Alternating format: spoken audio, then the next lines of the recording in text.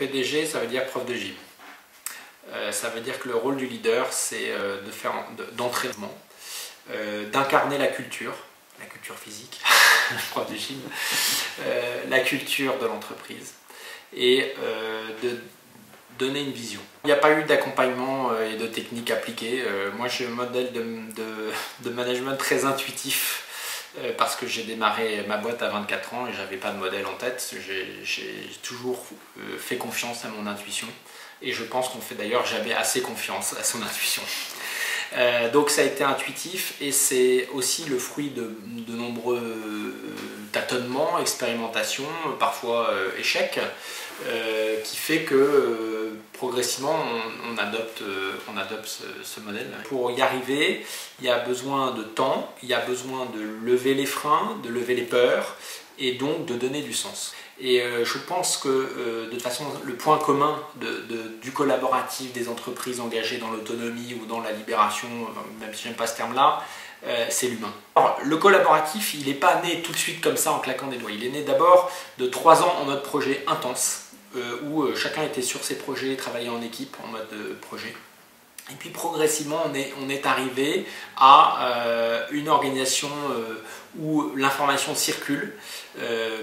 Ça c'était d'abord le choix de se mettre dans l'open space. Mon idée c'était qu'il n'y ait pas de cloison pour que ça circule le mieux possible, mais où l'information est partagée, où on a une grande transparence, que ce soit sur le site internet avec les clients où on affiche jusqu'à l'origine des composants et combien de kilomètres ils font pour aller jusqu'à l'usine, mais aussi avec les collaborateurs. On a aujourd'hui un reporting qui est partagé, qui est collaboratif. Il y a 2/3 de l'entreprise qui contribuent au reporting chaque mois. C'est un reporting complet, il fait 100 pages, il y a tout. Et il est distribué à tout le monde. On ne décrète pas une entreprise agile par nature. Il faut changer la culture, ça prend du temps. Et il y a cette expérience qu'on a menée où pendant 3 mois, on a accueilli une artiste dans l'entreprise. Et ça a été finalement la première brique de notre culture d'entreprise commune. Et une expérience tellement originale que finalement, ça a été notre socle. Et il s'est passé plein de choses très intéressantes pendant cette présidence. Même si je vous avoue qu'au début, tout le monde m'a pris pour un fou parce que les gens se demandaient ce que faisait l'artiste au milieu de l'open space avec nous et que l'artiste elle-même se demandait pourquoi elle avait accepté de venir à Niort, passer 5 jours par semaine avec nous. Et alors tous les jours il se passait quelque chose dans l'entreprise qu'elle produisait régulièrement. Un jour on arrive avec toutes les places de parking taguées avec des noms d'artistes contemporains, donc les gens sont allés spontanément la voir en disant mais qui est Joseph Beuys, qui est... Donc c'était intéressant. Pour elle ça a été sa façon de nouer du lien avec les gens dans l'entreprise. Mais l'expérience sans doute la plus marquante qu'elle a réalisée, c'est qu'elle était très choquée que les gens s'envoient des emails alors qu'on est tous à 10-15 mètres les uns des autres dans l'open space. On s'envoie des emails à longueur de journée. Elle dit mais c'est pas possible. Et elle a eu cette idée assez géniale un jour, dès qu'elle voyait quelqu'un qui faisait l'effort de se lever et d'aller parler à quelqu'un d'autre, de matérialiser ça au sol en scotchant une bande rose pour relier les bureaux. Et progressivement, l'entreprise s'est tissée de toute une série de bandes roses.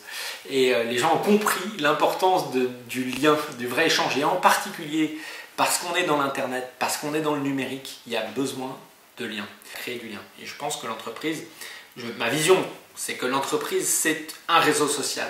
Et un réseau social, ça ne marche que si on arrive à engager toutes les parties prenantes et l'entreprise est une sorte d'animateur de ce réseau social. On recrée du lien entre le consommateur, le producteur. On fait un événement depuis 3 ans qui nous prend beaucoup de temps, mais qui est juste extraordinaire, qui s'appelle le Tour du Made in France. Donc je pars la semaine prochaine pour ma tournée annuelle qui dure 1 mois, où on va à la rencontre de nos fabricants et on y invite nos clients et nos collaborateurs. Et c'est des journées assez intenses parce que l'année dernière on a eu 250 clients qui sont venus, on a eu 70% de nos collaborateurs qui ont participé à au moins une étape. Et après le déjeuner qui est un moment convivial, on fait des ateliers créatifs où on fait travailler ensemble des ouvriers du fabricant qu'on visite, des clients de la Camif et des collaborateurs de chez nous.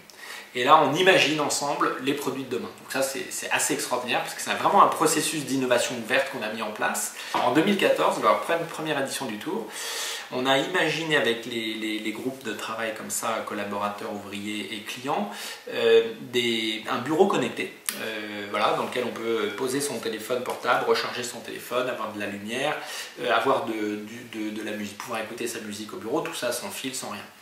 Et on a fait le prototype, on l'a remontré à l'édition 2015 du Tour du Made in France. Là, on a fait travailler les groupes autour de comment on pouvait améliorer le prototype. Donc il y a eu en une séance de 2 heures, je crois qu'on a gagné 1 an sur le développement produit. Parce qu'il y avait toutes les parties qui avaient travaillé sur toutes les parties prenantes qui avaient travaillé sur le projet qui étaient là et qui ont découvert qu'en fait il y avait plein de choses encore à améliorer. Et on a même fixé le prix.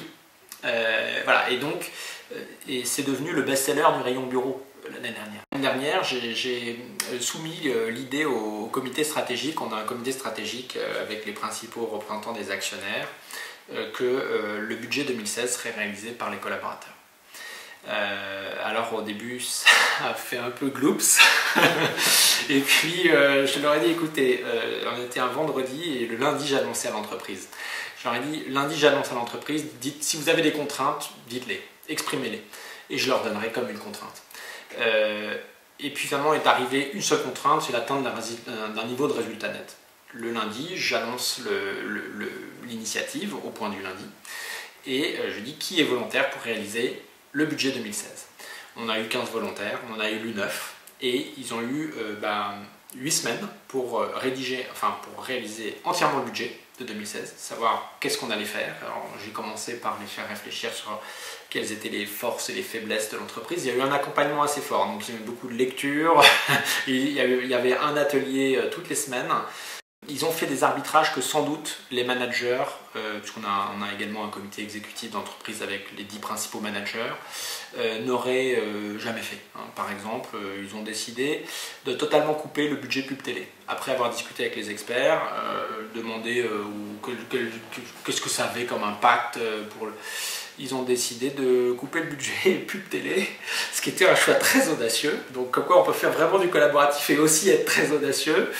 Et de prendre un tiers du budget de la pub télé pour le mettre sur des investissements sur Internet plus rentables, d'en prendre un tiers pour le mettre sur la qualité et la formation. Et ils ont mis un tiers en plan d'intéressement. D'où leur attention chaque semaine à où est-ce qu'on en est. Et voilà, et donc en termes de motivation, en termes d'ouverture aux enjeux de l'entreprise, eh bien c'est juste, ça n'a rien à voir avec un budget qui est fait par les dirigeants et où on vous dit voilà, vous allez faire 15% de croissance, mais d'où ça sort quoi. Il y avait une grande crainte quand j'ai annoncé le budget collaboratif aussi au Polygone, mais c'est à nous de faire le budget, on est payé pour ça. Et la crainte c'était mais ils vont passer à côté de tous les sujets, si tu te rends compte Emery, si les gens élisent que des gens de la compta, on va avoir un budget qui n'aura aucun sens. Et je dis mais faites confiance aux équipes. L'entreprise, il y a suffisamment d'intelligence dans l'entreprise pour qu'on n'élise pas que 9 personnes de la comptabilité. C'est juste pas possible. Bien sûr que ça va être assez équilibré, et ça a été très équilibré. Et ensuite, je lui dis, mais moi, je vous fais confiance sur le fait que si à un moment donné, il y a un projet très important ou un sujet très important qui n'a pas été abordé par les équipes ou pas vu par les équipes, ben, vous puissiez le remonter. Vous allez pouvoir participer. Le résultat du premier trimestre, c'est x6 de résultat net par rapport à l'année dernière. Et avec une mission claire, aujourd'hui la mission de la CAMIF c'est de développer la consommation responsable et favoriser la production locale, avec une vision, une ambition de là où on veut aller, d'être Neika dans 25 ans, et avec du lien au service de cette mission-là, on peut changer le monde. Et la signature de la CAMIF c'est changeons le monde de l'intérieur. Voilà.